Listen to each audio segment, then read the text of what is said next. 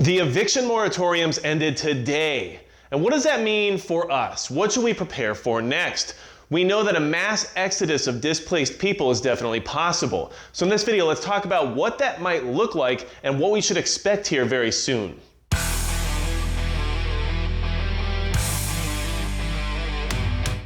Hey everybody, it's Magic Prepper, and today we're talking about how the eviction moratoriums are over and what we should be preparing for now. Things are going to start happening that we need to be aware of, and the face of this country could definitely change for the long term due to the effects of this eviction moratorium going away. 11 million Americans, or probably more, are behind on their rent, and that's how many people we can expect to see being evicted here starting Monday. This is a definite crisis that our country's facing right now, and there's not an easy way to fix it. And if you're worried about what you should be preparing for with all of this going on in the world, especially here in the United States of America, then hit the subscribe button below, because things are definitely starting to spiral, and we have to stay ahead of what's happening because things are coming at us very quickly, okay? Congress failed to extend the moratoriums. They were asked to by the White House, and they were not able to do it. So that means that this whole moratorium is now done, and people no longer are protected by it. So these 11 million households that are behind on their rent are now going to find out whether or not they have a place to live starting on Monday. And we know that that's going to create a lot of chaos and a lot of panic around the country for those who might not have a place to live any longer. The strange part about this whole thing is that the mainstream media outlets aren't even really talking about it. At least from what I could see today, going to most of the big names that are out there, on their front page, on their websites, there was nothing mentioned about this moratorium ending. Instead, there was a lot of other focus being put out there as to who or what might be to blame for a lot of the things that are happening right now. But not much about this whole moratorium, which is interesting because it directly affects at least 11 million Americans, if not more. So that's something else for us to keep in mind.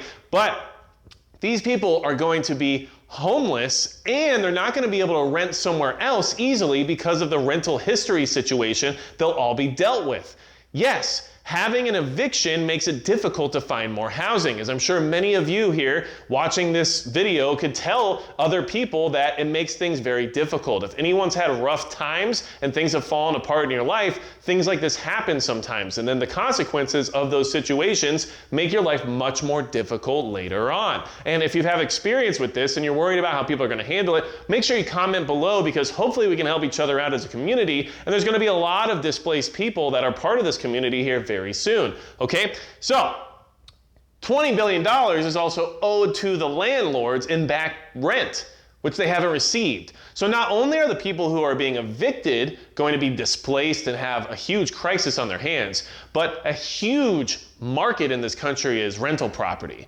And $20 billion is basically missing or unpaid. And that doesn't mean the mortgages or the banks stop trying to collect their share as well.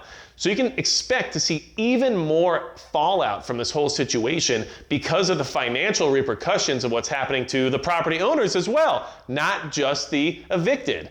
So, what should we prepare for? What kind of crisis is this that we're talking about? Well, this is basically going to turn into a refugee crisis. This is something that we are going to find ourselves dealing with for a very long time, because if you're talking about 11 million households that are behind on rent, that's a huge amount of Americans to suddenly not have a place to live. And what does our government do when it comes to people that don't have anywhere to be but are here? Well, they put them in programs and they treat them as refugees. And I think we can expect a lot of the same treatment for Americans here in the country as how we treat foreign refugees that are seeking aid, okay? So, how does this currently work with our country and the way our government handles refugees? By looking at this, we can kind of get an idea of what to expect here down the road. And if you're in a lower populated state or in a rural environment or somewhere where you already interact with refugees on a regular basis, I think you can definitely expect to see more and more people being brought into your area because of this crisis.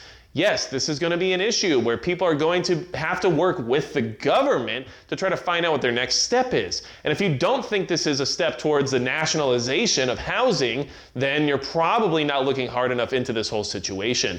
Because obviously with everything going on in the world, we know that there's a big push to federalize as much as humanly possible. And that's exactly what we could see happening with the housing situation right now. Okay, so if you're a refugee in the United States, you get a caseworker that basically helps find everything you might need, okay? So what that means is they have agencies with caseworkers that find you a suitable home with basic furnishings, food, and any other immediate assistance that's needed.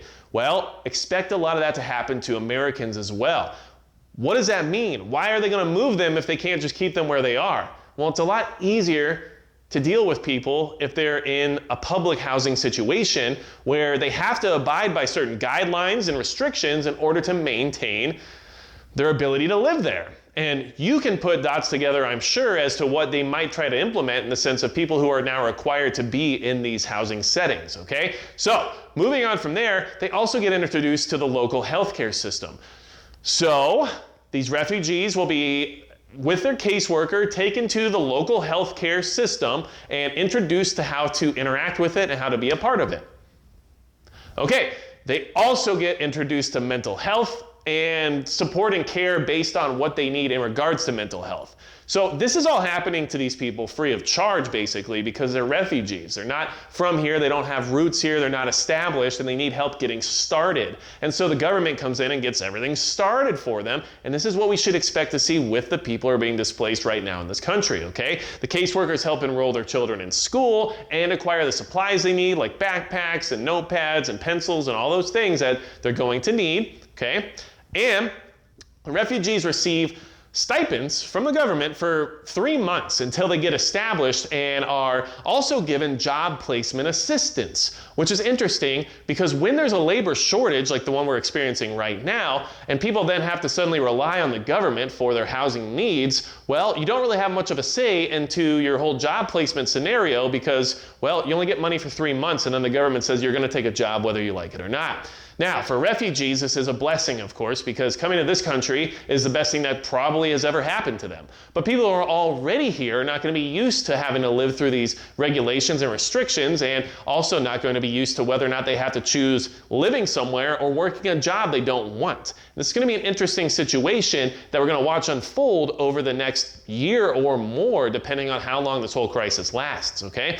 So, what do we know now? What are we preparing for? Well, first off, obviously, hopefully you're in a financial situation or a housing situation where you're able to stay ahead. But this should demonstrate how important it is to have a safety net when it comes to being able to pay your bills and take care of yourself for the long term, regardless of what things look like in the immediate.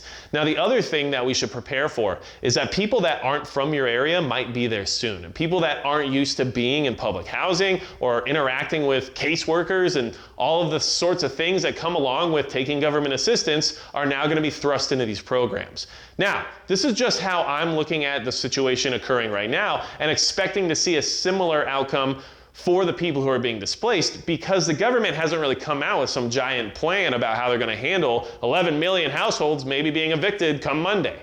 So you can basically see that they're going to utilize programs that are already in place because that's the easier thing to do, and you don't have to sell it to anybody or have anybody vote or anything like that. You just have to just move into the refugee program the same way you do for everybody else. And you can see what the ramifications of these programs are going to be, aka nationalized housing of some sort, okay? Federalization of the requirements regarding the fact of whether or not you get to live in a house or not. And of course, if you have kids or anything else like that, you don't just get to decide to be homeless, because there's other programs and agencies out there that can then decide you no longer get to have those children.